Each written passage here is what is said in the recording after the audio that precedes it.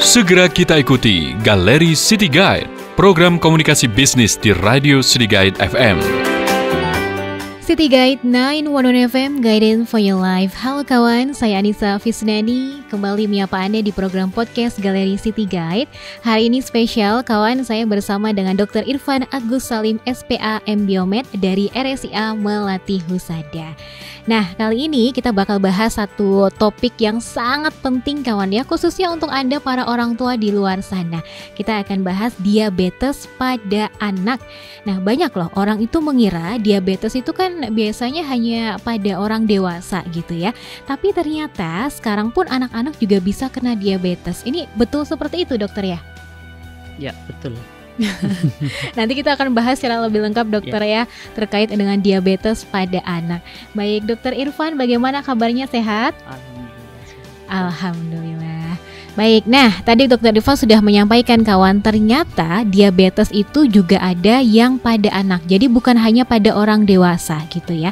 Tapi yang perlu kita ketahui, diabetes pada anak itu apakah ada perbedaannya gitu. Nah, kalau menurut Dokter Irfan sendiri seperti apa ini diabetes pada anak gitu ya? Apakah sama dengan diabetes pada orang dewasa atau gimana, Dok? Ya, tentunya berbeda ya, diabetes anak dan dewasa. Kita awali dengan pembagian diabetes dulu. Kalau pada anak tentunya diabetes mellitus itu hampir 90%, ya bahkan 90% ke atas itu disebabkan oleh DM tipe 1. Sedangkan pada dewasa tidak, lebih banyak ke DM tipe 2. Kemudian pada anak selain DM tipe 1 juga ada DM tipe 2, ada juga biasanya kita sebut juga dengan DM tipe lain. Misalnya pada beberapa kasus pada bayi yang didapatkan dengan DM biasanya lebih karena masalah genetik, tapi itu lebih jarang.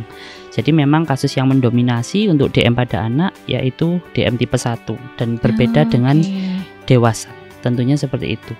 Baik, nah itu apa dok faktornya gitu ya, khususnya pada anak yang DM tipe 1 tadi? Ya, jadi perlu digarisbawahi bahwa DM tipe 1 ini merupakan penyakit autoimun ya.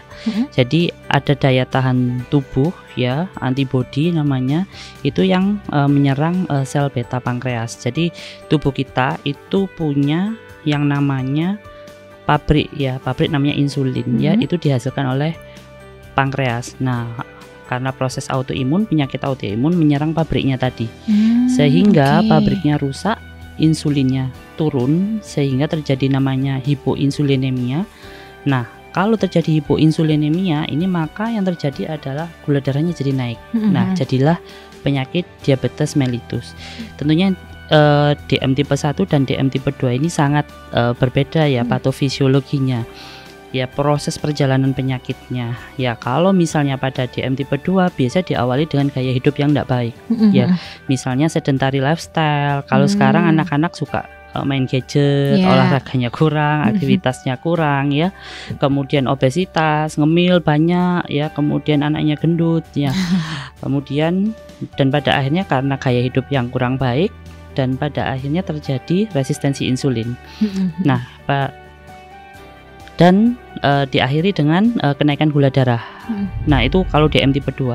Kalau DM tipe 1 merupakan proses autoimun. Jadi itu penyakit autoimun yang menyerang sel beta pankreas. Memang secara patofisiologi berbeda, dan pada anak 90% penyebab 90% diabetes mellitusnya yaitu DM tipe 1. Yang autoimun itu autoimun. Tadi ya? Nah, itu yang perlu tentunya kita ketahui. Iya, mungkin seperti itu. Oke. Baik. Nah, Dok, seberapa besar nih sekarang ini masalah diabetes pada anak itu seperti apa, Dok? Iya, jadi dengan semakin bertambahnya pengetahuan, kemudian teknologi juga semakin maju ya, deteksi kita juga semakin bagus. Dan memang semakin tahun angka diabetes mellitus ini semakin meningkat, terutama DM tipe 1 pada anak. Saat ini mungkin data yang didapatkan di salah satu salah satu yang mencatat register, salah satunya dari UKK Endokrinologi Anak maupun dari CDIC sudah ada yang namanya CDIC juga, itu salah satu organisasi non government ya. Dia juga sering membantu anak-anak dengan DM tipe 1. Di dalamnya juga ada registry ya.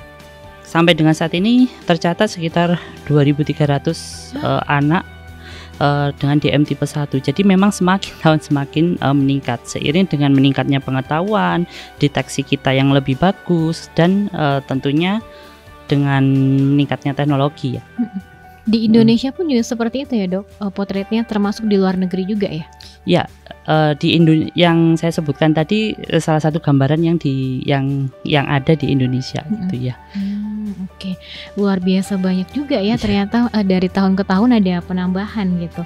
Nah dok, kalau kita bicara diabetes nih ya, apakah ketika anak itu sering konsumsi makanan, minuman yang manis gitu ya, ini apa juga berpengaruh tuh pada tubuhnya, bakal terjadi apa dok?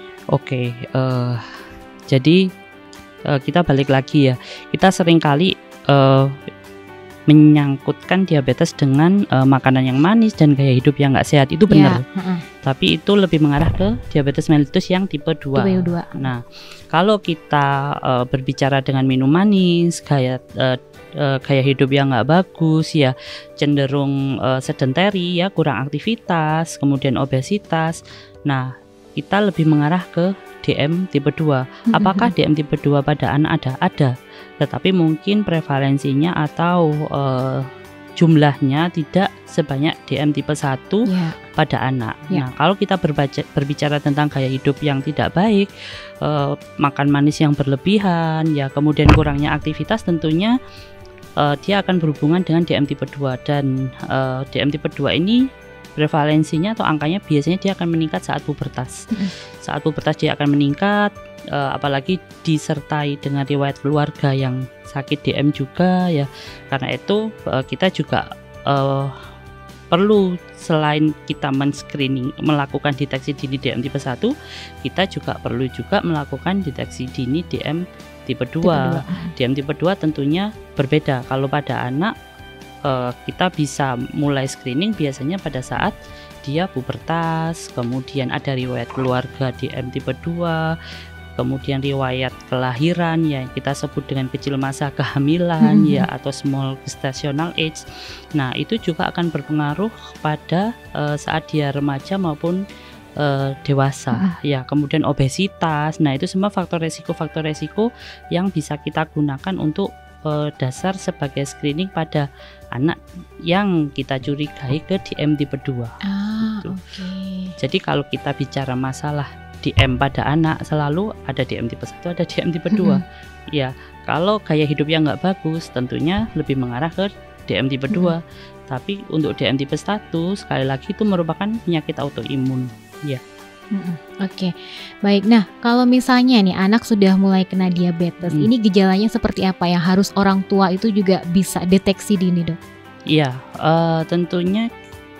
Jadi gini, untuk mengetahui apakah anak itu sakit DM atau enggak, kita bisa mulai dari mengenali gejala dan tandanya dulu. Biasanya ada polidipsi, poliuri, polifagi. Apa sih polidipsi itu? Polidipsi itu dia sering haus.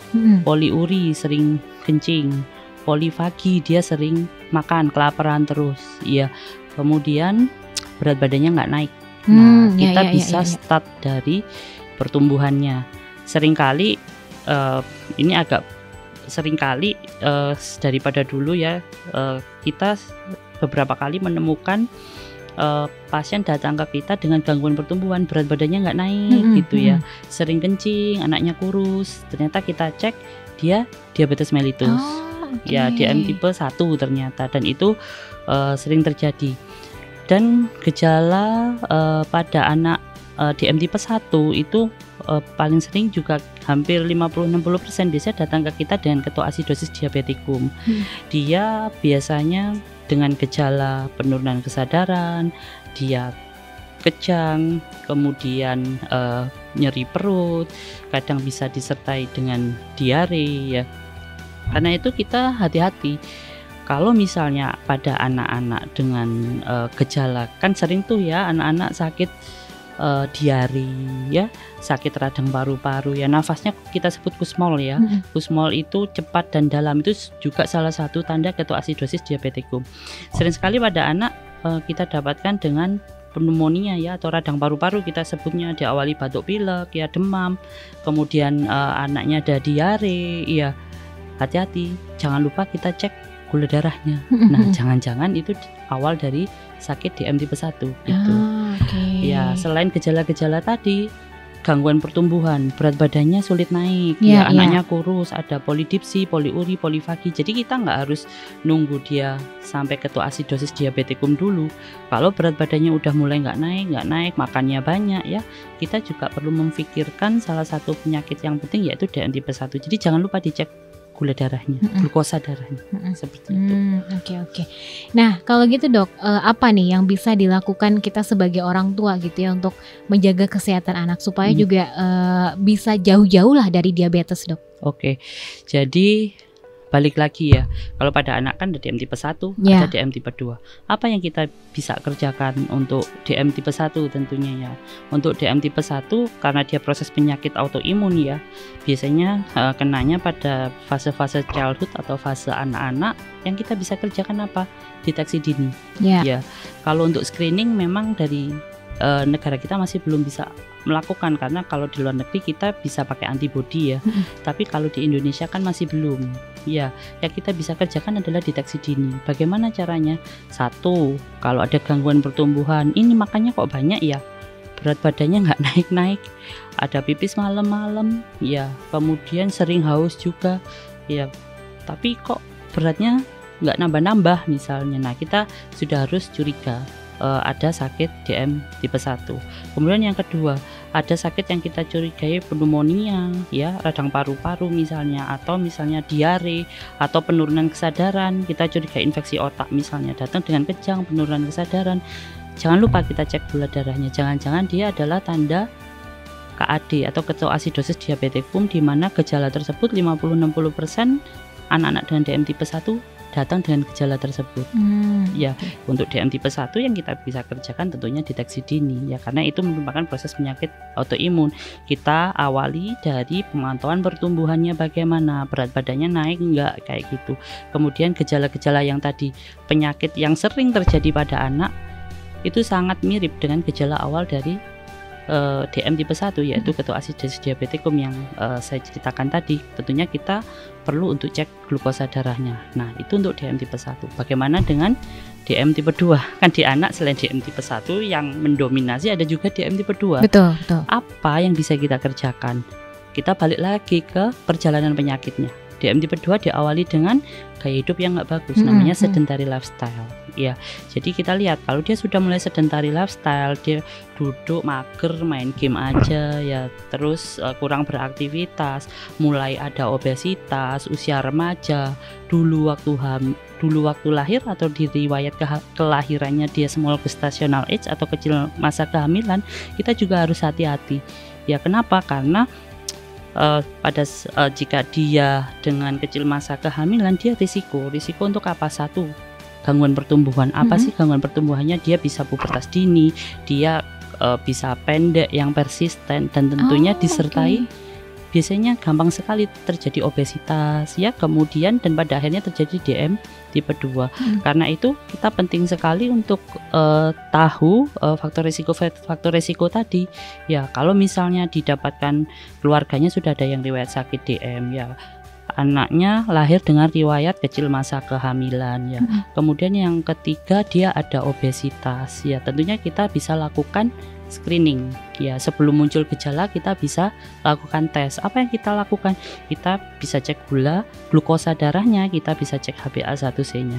Terus kalau sudah ada faktor resiko, misalnya riwayat kelahirannya dia udah kecil masa kehamilan, kemudian dari orang tuanya sudah ada sakit DM, anaknya tapi belum obes, apa yang kita bisa kerjakan? Tentunya dengan gaya hidup sehat ya, dia mencegah obesitas, jangan mager ya, selalu ikutkan anak-anak di aktivitas sehari-hari. Kan kita sering tuh, udah kalau di rumah ada rewang, udah sama rewang aja yang kerjakan semua. sebenarnya itu justru malah mengurangi aktivitas ya. Justru pada anak-anak yang kita bisa kerjakan adalah kita mengajak mereka untuk aktivitas sehari-hari. Ayo bantuin yuk bersih-bersih rumah bareng gitu misalnya. Ayo kita olahraga bareng ya. Jadi semua aktivitas kita kerjakan sekaligus mengajari anak supaya mandiri. Juga kita bisa memberikan aktivitas yang sesuai dengan seharusnya pada anak-anak. Dari AAP yaitu sudah memberikan rekomendasi daily activity. Seberapa banyak sih anak harus berkegiatan ya. Salah satunya dalam 1 minggu paling tidak minimal 3 kali melakukan aktivitas fisik. Paling lama berapa? 60 menit. Aktivitasnya gimana? Bisa ringan sampai dengan sedang. Ya apa aja, bisa bersepeda, bisa berlari, atau misalnya bisa berenang, misalnya bisa bermain, misalnya bermain kejar-kejaran kayak gitu, itu juga bisa. Ya kita harus benar-benar mengatur dalam harian kita, jadwal sehari-harinya kita itu selalu ada daily activities yang membuat anak tidak sedentary atau tidak diem aja sehingga bisa terjadi obesitas. Apalagi ada faktor resiko tadi ya. Betul. Tentunya begitu dia masuk puber, dia biasanya akan gemuk, kemudian dia mulai bisa terjadi kena sakit DM tipe 2. Okay. Ya. Karena itu semua kita bisa kerjakan tentunya untuk mencegah supaya tidak kena DM tipe 2. Kalaupun mulai terjadi obesitas dan sebagainya, kita bisa lakukan screening sehingga tahu lebih awal obatnya apa sih kalau DM tipe 2. Kalau DM tipe 2 obatnya ya modifikasi gaya hidup. Jangan mageran, makan manisnya udah dikurangin, bahkan stop misalnya makan gulanya ya. Karbohidratnya dihitung dalam 1 hari, nggak boleh berlebihan ya. Tapi berbeda dengan DM tipe 1. Kalau DM tipe 1 obatnya apa? Hormon replacement terapi dengan menggunakan apa? Insulin. Jadi dok kok ngeri banget ya anak-anak pakai insulin. Obatnya memang insulin. Kenapa? Karena pabriknya udah nggak ada lagi, nggak bisa membuat insulin lagi. Obatnya adalah insulin. Jadi kalau pada anak DM ya kita harus berpikir dulu, jangan-jangan ini DM tipe 1 karena 90% anak-anak itu DM tipe 1. Ya, dan obatnya DM tipe 1 apa? Insulin. Sedangkan sisanya DM tipe 2. DM tipe 2, walaupun ada DM tipe lain yang lebih sedikit tadi ya karena faktor genetik, misalnya neonatal DM itu lebih sedikit dan lebih jarang, tapi DM tipe 2 ini juga perlu kita screening, kita deteksi dini, dan kita perlu cegah dengan apa? Daily activity yang baik sesuai dengan rekomendasi tadi ya. Kurangin lah magerannya, kemudian selain dikurangin magerannya, makan manisnya, ngemilnya, semuanya itu dikurangin supaya apa? Supaya tidak terjadi DM tipe 2. Betul. Nah, seperti itu. Baik, luar biasa tadi penjelasan dari Dokter Irfan gitu ya. Bagaimana kita juga bisa mengajak anak-anak sejak dini untuk berolahraga ya dok ya. Pokoknya aktivitas fisiknya ya diperbanyak, terus makanan manisnya ini juga wajib dikurangin. Oke, terakhir nih dokter, pesan apa yang pengen dokter sampaikan untuk para orang tua di luar sana gitu ya, supaya masalah diabetes ini juga tidak semakin banyak dok? Ya, satu yang jelas balik lagi ya, kita pemantauan pertumbuhannya. Jadi kalau kita harus hati-hati untuk DM tipe 1, kita bisa lakukan deteksi dini. Kalau berat badannya udah mulai nggak naik, anaknya makannya banyak ya, kita salah satunya harus berpikir jangan-jangan ini DM tipe 1 gitu. Apalagi kalau udah sering pipis malam-malam.